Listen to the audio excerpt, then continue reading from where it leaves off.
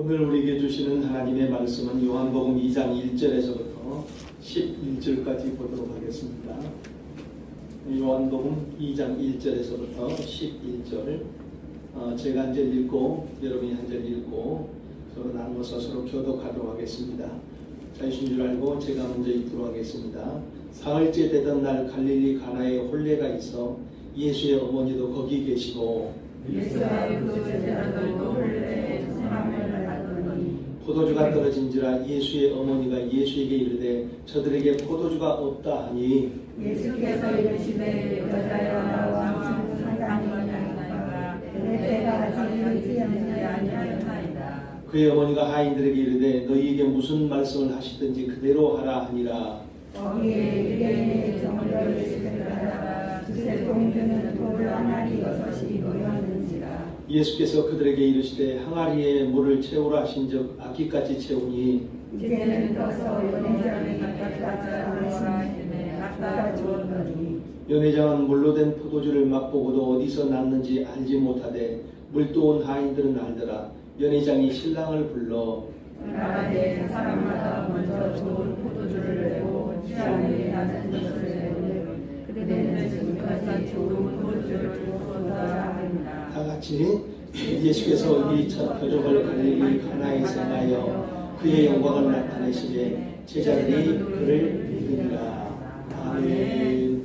할렐루야.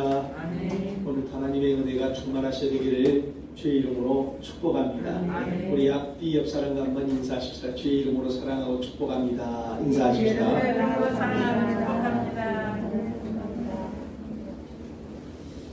주의 이름으로 여러분을 사랑하고 축복합니다. 신학교를 졸업하고 전도사로 되어 있을 때 그때 일입니다. 열차를 타고 시골을 가면서 옆에 앉은 청년에게 전도를 하였습니다. 그때만 해도 그렇게 마음껏 전도를 했던 그런 시절이었었습니다. 사형리라는 소책자를 가지고서 읽어주면서 전도를 하였습니다. 내가 믿은 예수가 너무 좋아서 그 청년에게 전해주고 싶어 하는데 그 청년의 반응은 영 아닙니다.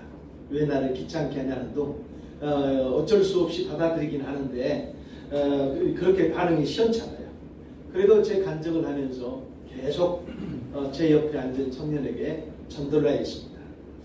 그런데 그렇게 전도를 하고 있는 저를 누군가가 쳐다보고 있는 것 같은 그런 느낌이 들어요. 그래서 살짝 살펴보니까 제가 앉았던 좌석에 건너편에 있는 대각선 쪽에 앉은 한 할아버지가 저를 유심히 쳐다보고 있는 것 같아요. 제 생각에 혹시 조바심에 전도를 하여서 좀 못마땅하게 생각하나 그런 느낌도 들어서 그렇지만은 그걸 개의치 않고서 옆에 청년에게 계속 복음에 대해서 예수님에 대해서 예수 믿는 사람들의 축복에 대해서 얘기를 했었어요.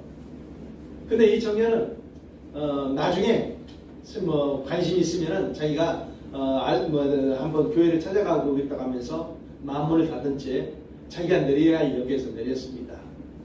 그리고 난 다음에 이 할아버지가 저에게 다가오시는 거예요. 저에게 다가오시더니 하시는 말씀이 도대체 뭘 그렇게 열심히 하고 있어? 도대체 뭘 그렇게 저 청년에게 가르치려고 하고 있어서 나한테도 좀 한번 말해보시오 하는 겁니다. 그래서 그 사형리 소책자를 가르쳐 드리면서 예수님을 이렇게 믿으면 예수님을 통해서 오는 이 복들이 놀랍다고 얘기하니까 자기도 예수님을 영접하겠다고 하고 그리고 내리시면서 하시는 말씀이 나도 이제 교회를 나가겠다고 그렇게 이야기를 합니다. 전혀 예상치 않았던 사람, 기대했던 사람은 예수를 안 믿고 전혀 예상치 못했던 사람들이 예수를 믿는 이런 놀라운 기적을 경험했던 일이 있었습니다. 여러분 그 할아버지는 예수님을 믿었고 그리고 예수님 안에 있는 하나님이 주시는 복까지 받아들인 것입니다. 우리들도 다 예수님을 믿은 사람들, 예수님을 받아들인 사람들입니다. 그런데 예수님만을 우리가 받아들인 것이 아니라 예수님 안에 있는 생명 그리고 예수님 안에 있는 계산할 수 없는 놀라운 복들이 있는데 그 복까지 우리가 이미 소유하고 있는 사람들입니다. 오늘 우리가 살펴볼 내용은 이제 성경에 예수님께서 공생의 사역을 시작하십니다. 공생의 사역을 시작하시면서 첫 번째로 기적을 일으키신, 첫 번째로 하나님이 어떤 분이신가, 육신으로 오신, 이 땅에 오신 하나님께서 어떤 일을 해주시는가, 그 첫 번째 표적이 나가고 있는 장면입니다. 어떤 장소인가는 가나라는 동네가 있는데 거기에서 혼인이 벌어지고 있습니다. 결혼식이 벌어지고 있어요. 이스라엘 결혼식은 우리처럼 하루에 끝나는 게 아닙니다. 적어도 한 일주일 동안을 한다고 합니다. 그런데 일주일 동안 하는데 어떻게 하는가 하면은 잔치집에 손님들이 다 오면 문을 닫습니다. 신랑이 들어오면 문을 닫고 문을 걸어 잠그고 그 안에서 준비된 음식을 먹고 마시면서 일주일 동안이나 같이 합니다. 그러니까 모든 사람을 다 초청하는 게 아니에요. 특별한 사람들을 초청하여서 일주일 동안을 잔치를 하는 겁니다. 그런데 어찌된 영문이지 이 집은 잔치를 시작하자마자 포도주가 떨어져 버린 거예요.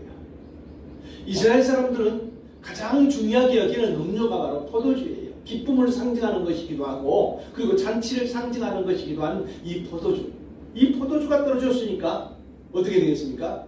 잔치가 아니라 문제거리가 되어져 버린 것입니다.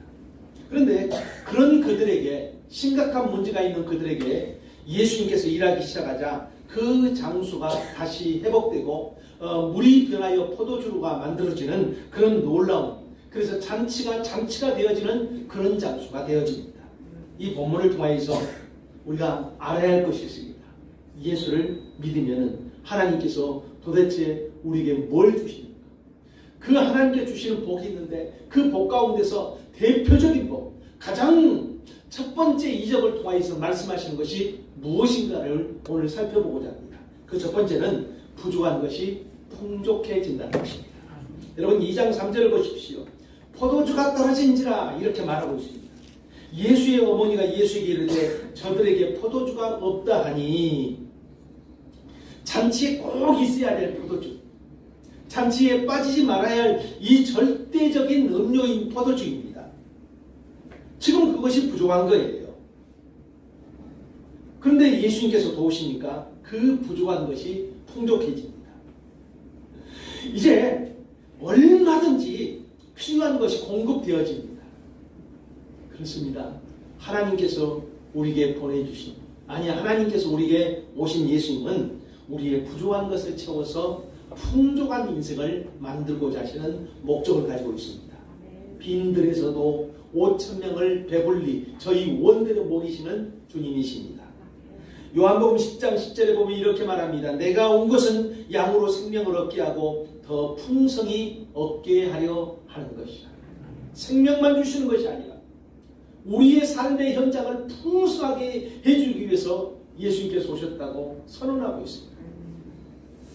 살다 보면 부족한 것을 느낄 때가 참 많잖아요. 돈만 부족한 것이 아니라 삶의 현장 속에서 다양한 부족한 것들이 참 많아요. 그런데 그럴 때, 내가 부족함을 느낄 때에 우리가 바라봐야 할 것이 있습니다. 우리를 풍족하게 만드실 수 있는 하나님. 하나님을 바라봐야 돼요. 불황의 그늘이 우리의 가정 속에, 우리의 사업장 속에 더 찾아올 수가 있어요. 그럴 때 우리가 해낼 일이 뭔지 아십니까? 눈을 들어서 주님을 바라보고 주님을 구해야 한다는 것입니다. 빌립보서 4장 19절에는 이렇게 말씀합니다. 나의 하나님이 그리스도 예수 안에서 영광 가운데 그 풍성한 대로 너희 쓸 것을 채우시리라. 아멘. 여러분, 예수를 믿으면 부족한 것이 풍족해집니다. 불황 속에서도 호황을 누릴 수 있는 그런 놀라운 은혜가 예수님 안에 있다는 것을 믿으시기 바랍니다. 두 번째, 흔한 것이 귀한 것으로 변화가 된다는 것입니다. 물은 돌 항아리 6개 가득 채웠어요. 그리고 얼마든지 채울 수가 있어요. 물은 흔한 것입니다. 그 흔한 것이 예수님이 개입하시자 어떻게 되어지는가 하면은 꼭 필요한 것, 존귀한 것으로 변하기 시작합니다. 구약 성경에 보면은 성막이라고 있습니다. 하나님이 임재하시는 특별한 장소. 그런데 그 성막이라는 장소의 가장 핵심 장소가 있는데 그게 지성소라는 장소입니다. 그 지성소에 딱 한 가지 물건이 있어요. 바로 법궤, 다른 말로는 성궤라고 하는 이 법궤가 있습니다. 이 법궤는 금으로 만들어진 상자예요.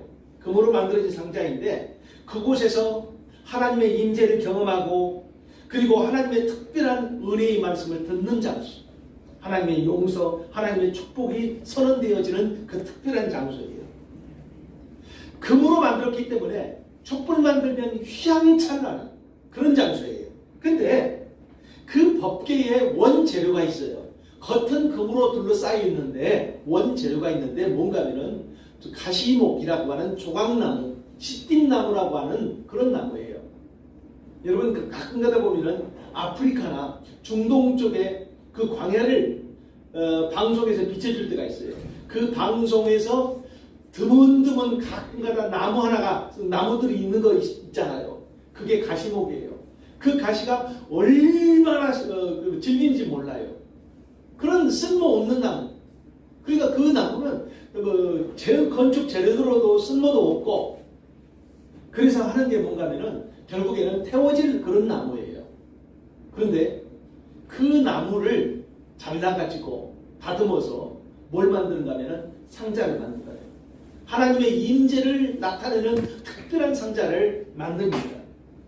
그 나무는 흔하디 흔한 쓸모없는 그런 나무란 말이에요. 근데 하나님께서는 뭘 요구하시는가 하면은 백향목 같은 그런 큰 너무나 좋은 나무, 향이 나는 그런 나무가 아니라 쓸모없는 그 시띠 나무를 다듬어서 거기에 특별한 상자를 만들어서 하나님의 임재를 드러내는 그런 도구로 만든다는 것입니다. 하나님에게 바쳐지니까 흔한 것이 가장 존귀한 것으로 바꿔지는 거예요. 여러분 우리들도 보십시오. 흔함이 인생이었어요. 그런 인생이 예수를 믿으면 죄가 용서받고 하나님의 자녀가 됩니다. 하나님이 함께해 주시고 하나님이 끝까지 책임져 주시는 인생으로 바뀌어집니다. 그리고 천국까지 하나님께서 인도하신다는 것을 믿으시기 바랍니다. 아멘. 이사야 43장 4절에는 이렇게 말씀합니다. 내가 내 눈에 보배롭고 존귀하며 내가 너를 사랑하였은즉 내가 내 대신 사람을 내어주며 백성들이 내 생명을 대신하리니 이렇게 말씀하고 있어요. 우리를 바라보셨을 때 하나님께서 우리를 바라보셨을 때 어떻게 바라보는가 하면은 보배롭다, 존귀하다, 내가 너를 사랑한다, 내가 너를 절대로 포기하지 않는다. 어느 정도로 포기하지 않는가 하면은 다른 사람을 내어줄지언정 너는 내어주지 않겠다. 하나님께서 이렇게 선언해주고 있어요. 우리의 가치를 하나님께서 어떻게 바라보시는가 하면은 예수님 안에 들어와 있는 사람, 마음속에 예수를 품고 있는 사람을 하나님께서는 어떻게 바라보는가 하면은 그 사람을 예수님의 가치, 예수님의 자리로 본다는 것을 믿으시기 바랍니다. 아멘. 우리가 우리 자신 스스로가 어떤 가치관을 갖고 있어야 되는가 하면은 하나님이 말씀하여 주신 이 가치관을 가지고 살아야 될 줄 믿습니다. 아멘. 내가 부족하고 내가 연약하고 세상 사람들은 나를 하찮게 바라봐도 내 하나님은 나를 존귀하게 여기고 나를 보배롭게 여기고 나를 절대로 포기하지 않는다 하는 이 확신이 여러분 안에 있게 되기를 주의 이름으로 축원합니다. 아멘. 세 번째로 처음보다도 나중에 훨씬 더 좋아지게 만든다는 것입니다. 2장 9절에서 10절을 한번 읽어볼까요? 2장 9절에서부터 10절입니다. 같이 읽습니다. 연회장은 물로 된 포도주를 맛보고도 어디서 났는지 알지 못하되 물도온 하인들은 알더라. 연회장이 신랑을 불러 말하되 사람마다 먼저 좋은 포도주를 내고 취한 후에는 낮은 것을 내거늘 그대는 지금까지 좋은 포도주를 두었도다 하니라. 여러분 사람들은요 처음에는 다 거창합니다. 그런데 나중에 좋지를 않아요. 사람들의 거창한 꿈이 있어요. 근데 나중에 그 꿈이 허무하게 되어지는 경우가 많습니다. 연애를 하는 사람들도 연애에 그 왕성한 뜨거운 그 감정이 생겼을 때는 뭐라고 합니까? 너 없이는 못 살겠다. 너 없이는 못 살겠다. 이렇게 합니다. 그런데 시간이 흐르면은 그 감정들이 식어버립니다. 그러면 그 다음에 하는 말이 뭐예요? 너 때문에 못 살겠다. 이렇게 바뀌어지잖아요. 부부들이 뭐라고 하는가 하면은 결혼하려고 할 때는 내 눈에 넣어도 아프지 않을 당신. 이렇게 말해요. 그런데 나중에 시간이 흐르다 보면은 뭐라고 해야 할까? 당신은 내 인생에 있어서 십자가야. 이렇게 말하지 않습니까? 처음에는 그럴듯하게 출발하지만 나중에 좋지는 않아요. 여러분, 우리가 요 근래에 이제 방송 매체에서 자주 등장하는 두 사람을 보게 될 것입니다. 두 사람이 아니죠. 안시성을 가진 사람이 굉장히 실망할지 모르는데 뭐 두세 사람을 그렇게 보게 되어집니다. 내가 지지하는 사람이 있어요. 내가 선호하는 사람이 있어요. 저 사람이 대통령 되기를 원하고 저 사람이 되면은 우리나라가 굉장히 변하고 뭔가 새롭게 되어질 것 같습니다. 그런데 시간이 지나고 나면은 우리는 실망하게 될 것입니다. 그 사람이 그 사람이다 이렇게 말할 수밖에 없는 그런 시간이 분명히 도래한다는 겁니다. 처음에는 달콤하지만은 나중에 씁쓸합니다. 이것이 바로 세상이에요. 그런데 예수를 믿으면 하나님이 주시는 축복이 있습니다. 처음보다 나중에 훨씬 더 좋아진다는 것입니다. 아멘. 지금 겪고 있는 어려움이 우리를 지치게 할 수도 있습니다. 여러분, 지금 우리가 삶의 현장 속에서 다양한 아픔, 다양한 어려움들이 있어요. 그것 때문에 우리가 한숨 쉬고 탄식이 나오고 심지어 마음이 무너지는 그런 소리도 들을 수 있어요. 그런데 여러분, 믿음의 사람들을 보십시오. 믿음의 사람들, 야곱이 있습니다. 빈손 들고 출발합니다. 빈손 들고 출발하지만 거부가 되어서 돌아옵니다. 야곱의 할아버지가 누구죠? 갑자기 말하니까 야곱의 할아버지라니까 얼떨떨하죠. 아브라함이잖아요. 아브라함이 어떻게 출발합니까? 다 늦은 나이에 과거가 좋지 않고 그리고 아무 소망이 없는 그런 사람이잖아요. 그런데 그런 사람을 하나님께서 선택하셔서 믿음의 조상으로 삼고 존귀한 이름으로 하나님께서 세워놓으시지 않습니까? 요셉이 있습니다. 노예로 팔려 자기 인생이 비참하기 그지없습니다. 그런데 그런 그가 하나님을 붙잡으니까 하나님께서 존귀한 이름, 애굽의 총리가 되고 모든 사람이 존경을 하는 그런 인물로 바뀌어집니다. 광야 같은 시간들을 그 사람들도 분명히 겪어요. 힘든 그런 상황을 분명히 겪습니다. 그런데 그때 하나님을 바라보고 믿음을 포기하지 않고 있었을 때에 하나님은 그들을 이렇게 세우십니다. 그들의 고개를 들게 하고 영광스러운 삶을 살게 하신 거예요. 스바냐 3장 16절에 보면은 이렇게 말씀합니다. 시온아, 내 손을 늘어뜨리지 말라. 너의 하나님 여호와가 너의 가운데 계시니 그는 구원을 베푸실 전능자시라. 아멘. 우리는 어깨를 늘어뜨릴 수밖에 없어요. 손을 늘어뜨릴 수밖에 없어요. 그런 환경에 처해집니다. 고개를 숙일 수밖에 없는, 고개가 처질 수밖에 없는 그런 환경에 처해질 수도 있습니다. 그런데 하나님께서 우리에게 뭐라고 말씀하십니까? 내 손 늘어뜨리지 마. 내 고개 처지게 하지 마. 내가 너와 함께 있다. 내가 너를 분명히 도와줄 것이다. 하나님께서는 이렇게 분명히 선언해주고 있어요. 할렐루야. 아멘. 모두가 자기 인생을 아름답게 출발하고 싶어요. 그리고 아름답게 마무리 짓고 싶어 합니다. 기쁨이 넘치는 그런 인생, 얼마나 우리가 많이 꿈꾸고 있는지 몰라요. 그렇게 꿈꾸는 아름다운 인생을 우리는 출발할 수는 있어요. 그런데 완성시킬 능력이 없다는 것입니다. 그러면 우리가 해야 될 일은 뭡니까? 어떻게 해야만이 부족한 장수가 풍성한 장수가 되고 흔한 것이 귀한 것으로 변하고 처음보다 나중이 좋은 그런 아름다운 인생, 그런 아름다운 가문으로 바꿔질 수가 있느냐는 거예요.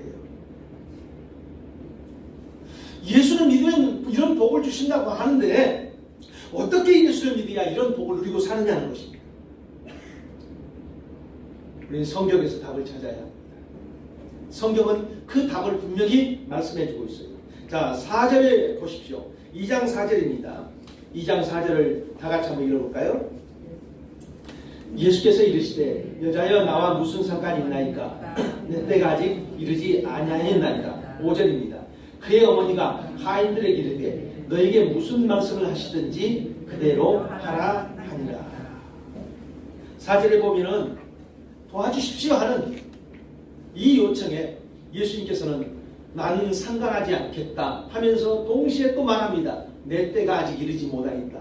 다른 말로 바꿔서 한다면은 내 때가 되면은 나는 상관하겠다 이렇게 말씀합니다.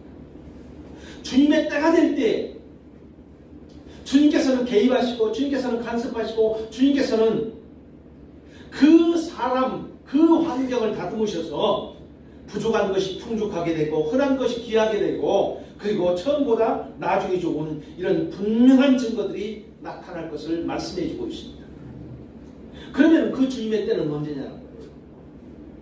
그러면은 그 주님께서 일하실 때는 언제냐는 거예요. 요한복음 2장 5절에는 이 답을 말해주고 있습니다. 뭐라고 하고 있다고요? 너희에게 무슨 말씀을 하시든지 그대로 하라. 너희에게 무슨 말씀을 하시든지 그대로 하라. 그 예수님의 마리아의 요구에 하인들이 예수님의 말씀을 듣고 따랐을 때에 물이 변하여 포도주가 되는, 다른 말로 한다면 내 인생 속에 심각한 부족한 인생의 문제에 그것이 채워지고 기쁨의 잔치가 계속되는 그런 시간으로 이어지더라는 것입니다. 그렇습니다. 우리가 해야 할 일이 있습니다.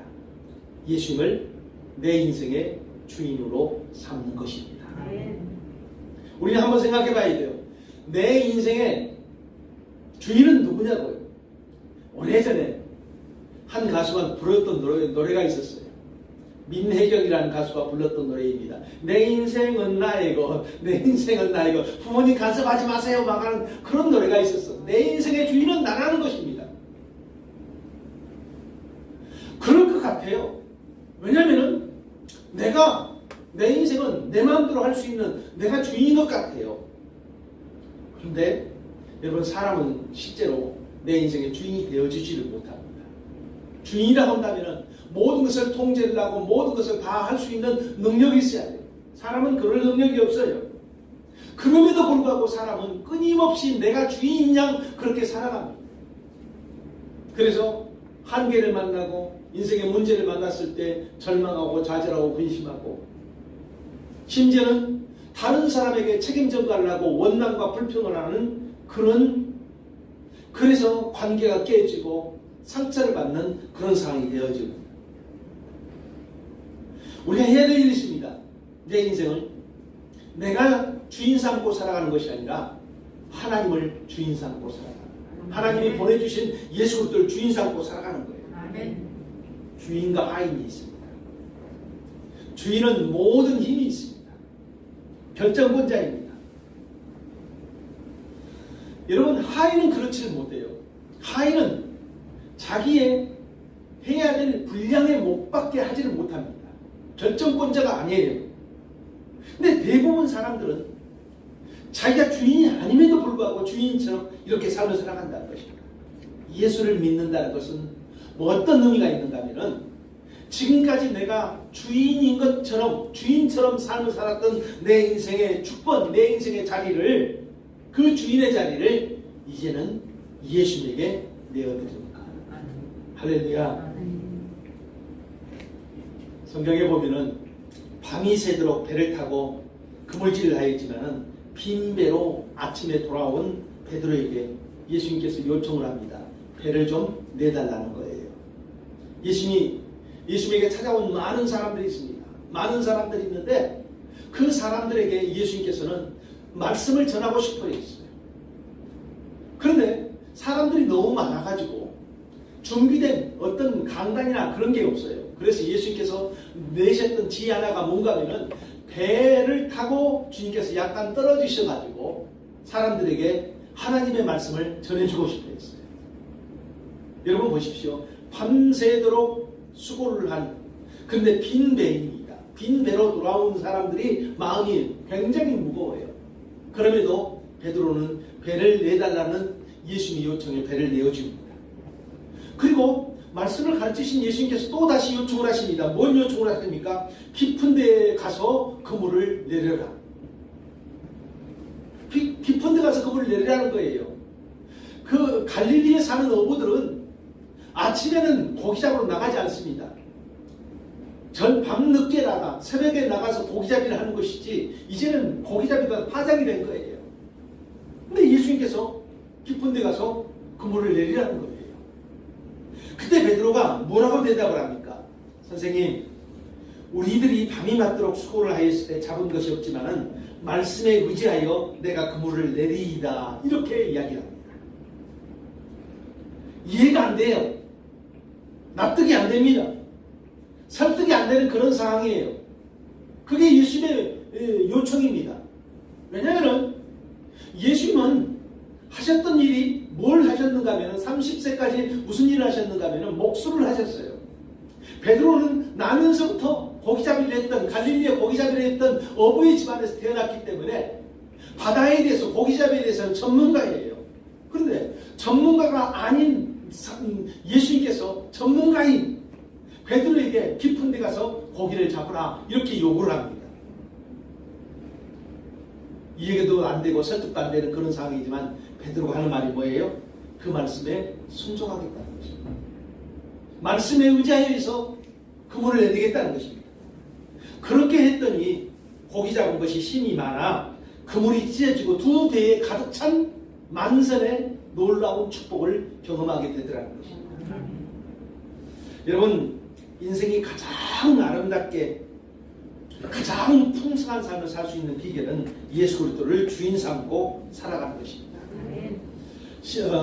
모든 것이 지금 힘든 그런 상황이에요. 모든 것이 지금 어려운 그런 상황입니다. 장래일을 계산할 수 없는 그런 시대입니다. 목사님들과 가끔가다 통화를 할 때가 있습니다. 이런 상황이 언제까지 계속 되어질까요? 뭐라고 말할 수가 없어요. 어떻게 되질지, 지금보다 더 심각한 상황이 되질지 우리는 알 수가 없습니다. 마음이 불안하고 편치 않는 이때에 우리가 해야 될 일이 있습니다. 그것은 바로 예수님을 바라보는 것. 물로 포도주를 만드시면서 잔치를 계속하게 하시는 예수님, 그 예수님을 주인 삼고 우리의 눈이 그 예수님을 바라보면서 우리에게 베풀어 주실 그 은혜를 기다리는 거예요. 시편 123편 2절에 보면은 이렇게 말씀하고 있습니다. 상전의 손을 바라보는 종들의 눈같이, 여주인의 손을 바라보는 여종의 눈같이 우리의 눈이 여호와 우리 하나님을 바라보며 우리에게 은혜 베풀기를 기다리나이다. 우리의 눈이 하나님을 바라보는 것입니다. 기대하면서 하나님을 바라보는 거예요. 그리고 하나님이 베풀어 주실 그 은혜의 그 시간을 기다리는 것입니다. 우리는 이미 예수님을 주인 삼는다고 고백한 사람들입니다. 오늘 이 고백을 다시 한번 하나님 앞에서 새롭게 하시기를 주 이름으로 축원합니다. 그리고 그 예수님이 주시는 이 축복을 기억하고 마음속에 새겨놓으십시오. 저는 이 설교를 우리 교회에서 여러 번 한 것 같아요. 왜 다시 이 설교를 하는가 하면 우리 마음속에 잊지 말고 기억하고 붙잡고 주장해야 될 하나님의 우리에게 주시는 진리고 우리에게 주시는 축복이기 때문입니다. 여러분 마음속에 다시 한번 각인을 시키십시오. 예수를 믿는 사람들에게, 예수를 주인 삼고 예수를 믿는 사람들에게 부족한 인생을 풍성하게 하십니다. 흔한 인생이 존귀한 인생, 믿음의 명문가문으로 하나님께서 분명히 만들어 주십니다. 그리고 처음보다 나중에 훨씬 좋아진다는 것을 믿으시기 바랍니다. 기도하십시다. 하나님 아버지, 감사드리옵고 감사드립니다. 예수 밖에 있었던 우리, 예수님을 알지 못했던 우리들을 성령의 감동을 주시사 예수님 안으로 들어오게 하시고 예수를 믿는 이 믿음을 갖게 하여 주심을 생각할 때 참으로 감사드리옵고 감사드립니다. 주님, 예수 안에 있는 생명, 예수 안에 있는 복을 우리가 오늘 다시 한번 알게 하여 주시옵시며 붙잡게 하여 주시고 주장하게 해 주시고 누리고 살 수 있는 마음들을 더하여 주시옵소서. 한 번뿐인 인생을 허송세월 보내지 않게 하여 주시옵시며 주님이 주시는 그 은혜로 우리의 마음속이 채워지고 우리의 가정들이, 우리의 자녀들이, 우리의 후대들이 아버지 하나님께서 그 은혜의 그 축복을 누리며 살 수 있는 하나님 그 놀라운 역사가 삶의 현장 속에 나타나게 하여 주옵소서. 예수님 이름으로 감사하며 기도드리옵나이다. 아멘.